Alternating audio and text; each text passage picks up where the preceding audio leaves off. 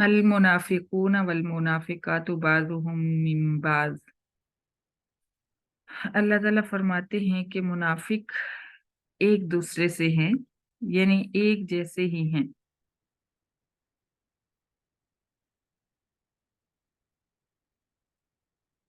यानी सबके एक मिजाज, एक ही अंदाज, एक तरह के अमाल हैं।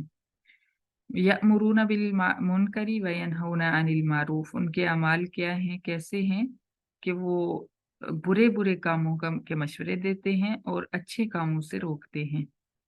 यानी मुनाफिकत के मशवरे देते हैं और रसूल के साथ और इस्लाम के साथ धोखाधड़ी करने के मशवरे देते हैं एक दूसरे को, और नेक कामों से रोकते हैं, जंग में जाने से रोकते हैं और दुनिया की तरगीब देते हैं। वयक़बिज़ूना अयदियहुम, और अपने हाथों को बांध लेते हैं, यानी खर्च नहीं करते। इन्फाक मुनाफिक के लिए बहुत ज़्यादा मुश्किल है। नसुल्लाह फनसियहुम, वो अल्लाह ताला को भुला बैठे हैं, लिहाजा अल्लाह ताला ने भी उनको भुला दिया है। भुलाने का मतलब ये है कि अल्लाह को परवाह नहीं है। हमारे यहाँ अक्सर ऐसे होता है कि हमारे ऊपर जब मसाइब आते हैं, मुश्किलात आती हैं, तो हम परेशान हो जाते हैं। हालाँकि वो इस चीज़ की अलामत होती हैं कि हम अल्लाह की नज़र में हैं और अल्लाह ताला को हमारी परवाह है कि हम कोई गुनाह करेंगे तो मुश्किलात को भेज के हमारे ऊपर हमारे ऊपर से गुनाहों को दूर कर देंगे, यानी गुनाह का असर जो है वो खत्म कर देंगे। और जो मुनाफिक और काफिर होते हैं, उनके जैसे भी अमाल हों, अल्लाह ताला उनकी परवाह करनी छोड़ देते हैं। अल्लाह ताला को परवाह नहीं होती कि वो क्या कर रहे हैं। अल्लाह ताला उन पे दुनिया कुशादा फरमा देते हैं। तो इस तरह अल्लाह ताला उनको भूल चुके होते हैं। इन्नल मुनाफिकीना हुमुल फासिकून, क्योंकि मुनाफिक नाफरमान हैं, फासिक हैं।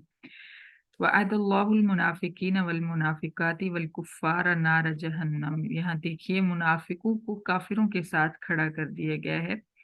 मुनाफिक वो होता है जिसने इस्लाम का लिबादा ओढ़ा हो, जो जुबान से कलमा पढ़ता हो, और ऐसे शख्स के साथ अहादीस मुबारका में भी अ, जब ये आयत नाजिल हुई तो उसके बाद और आप सल्लल्लाहु अलैहि वसल्लम को मुनाफिकों की नाम बताए गए, उनके चेहरे बताए गए, तब आपने उनके साथ सख्ती फरमाई। वरना हर किसी के ऊपर हम ये इल्ज़ाम नहीं लगा सकते कि तुम मुनाफिक हो, तो इसलिए तुम जो है काफिरों के साथ ही हो।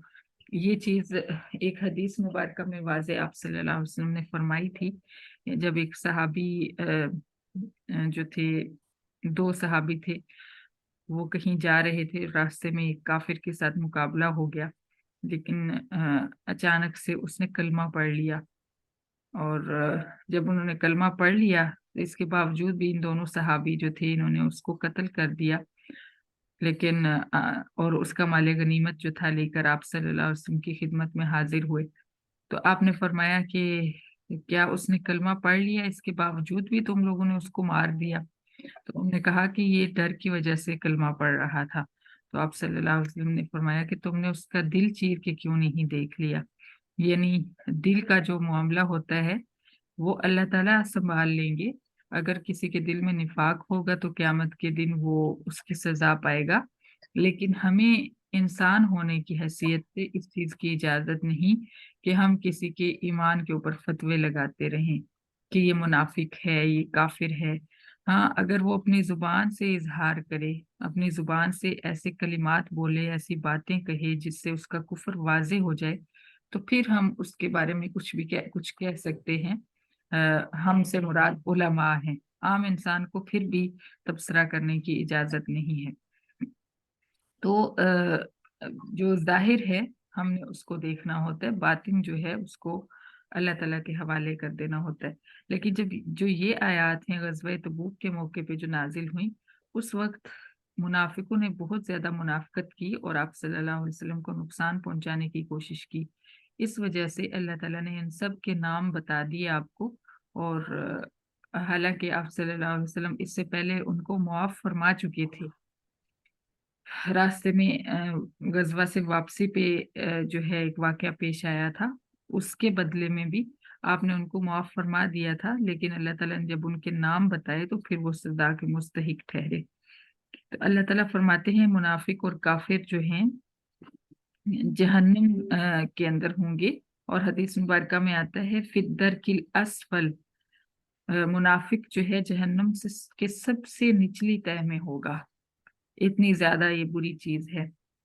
ہی احسبہم، وہی جہنم ان کو کافی ہے جس میں وہ ہمیشہ ہمیشہ رہیں گے، ولعنہم اللہ، اور ان پر اللہ تعالیٰ کی لعنت ہے، ولہم عذاب مقیم، اور ان کے لیے دائمی عذاب ہے۔ کالذین من قبلکم کانوا اشد منکم قوۃ، ان لوگوں کی طرح تم لوگوں کے لیے بھی جہنم ہے اے منافقوں جو تم سے پہلے گزرے ہیں، وہ تم سے زیادہ طاقتور تھے اور مالی لحاظ سے بھی زیادہ کشادگی تھی ان کے پاس، واولادن، اور اولادیں بھی زیادہ تھیں، فاستمتعوا بخلاقہم فاستمتعتم بخلاقکم، انہوں نے بھی اپنے حصے کا فائدہ اٹھایا دنیا میں، لہذا تم بھی اپنے حصے کا دنیا کے مال میں سے فائدہ اٹھا لو، کما استمتع الذین من قبلکم بخلاقہم،